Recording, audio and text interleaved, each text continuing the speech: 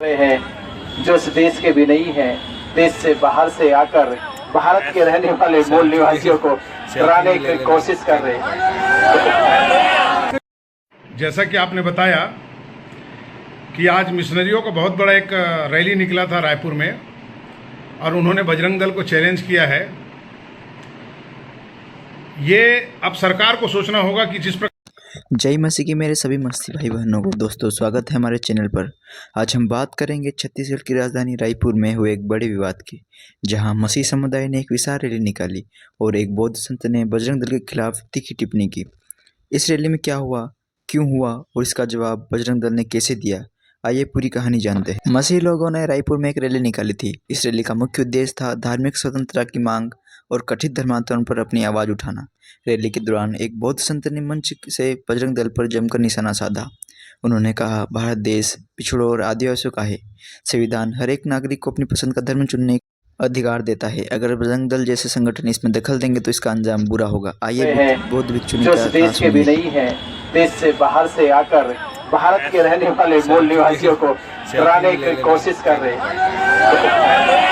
तो मैं उन लोगों से और उन दहशतगर्दी फैलाने वालों से कहना चाहूंगा कि अब ये मनुस्मृति नहीं है, ये मनुस्मृति का कानून नहीं है कि भोली भाली जनता को डराकर धमकाकर सताकर उन्हें गुलाम बना लिया जाए। भारत आजाद है और आजाद भारत में बाबा साहब डॉक्टर अंबेडकर जी का संविधान है। तुम्हारे संविधान को बाबा साहब डॉक्टर अंबेडकर जी ने 1925 में ही जला के राख कर दिया था। तो बाबा साहब अंबेडकर के संविधान के तहत अनुच्छेद 25 और 26, 27, 28, 29, 30 में भारत में सभी धर्मों को समान अधिकार दिया, चाहे वो सिख हो, चाहे जैन हो, ईसाई हो, बौद्ध हो या तमाम जो अल्पसंख्यक धार्मिक लोग हैं, उन सबको भारत में उतना ही अधिकार है जितना अधिकार यहाँ राष्ट्रपति को है, प्रधानमंत्री को है।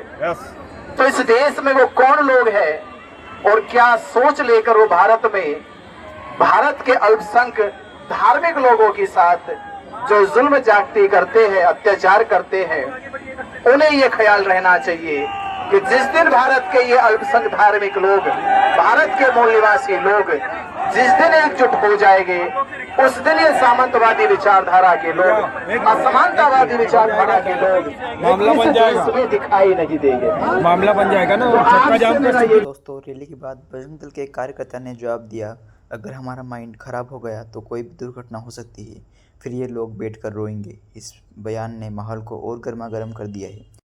आप भी इस बजरंग दल के कार्यकर्ता का जवाब सुनिए, ये क्या कहता है। जैसा कि आपने बताया कि आज मिशनरियों का बहुत बड़ा एक रैली निकला था रायपुर में और उन्होंने बजरंग दल को चैलेंज किया है। ये अब सरकार को सोचना होगा कि जिस प्रकार से ये लोग प्रवोक कर रहे हैं कार्यकर्ताओं को, क्या ये संविधान को उल्लंघन नहीं कर रहे हैं? इतने हजार हमारे कार्यकर्ता छत्तीसगढ़ में निवास करते हैं।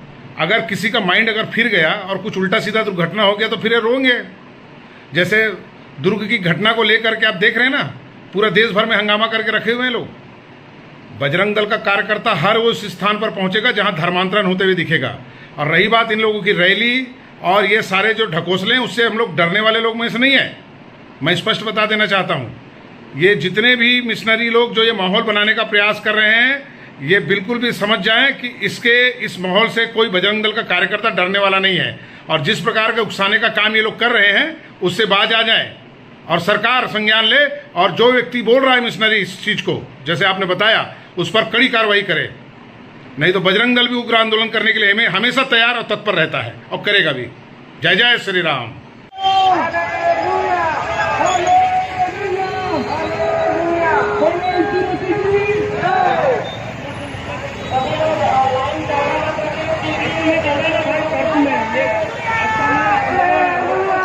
दोस्तों अभी आपने इस बजरंग दल के कार्यकर्ता को देखा है, इसने साफ साफ कहा है कि ये हमेशा उग्र आंदोलन करने के लिए तैयार रहेंगे और हमेशा जब भी इनको लगेगा कि ये लोग गलत कर रहे हैं, उनके लिए आवाज़ उठाएंगे। दोस्तों यह विवाद धार्मिक स्वतंत्रता और सामाजिक तनाव का एक जटिल मुद्दा उठाता है।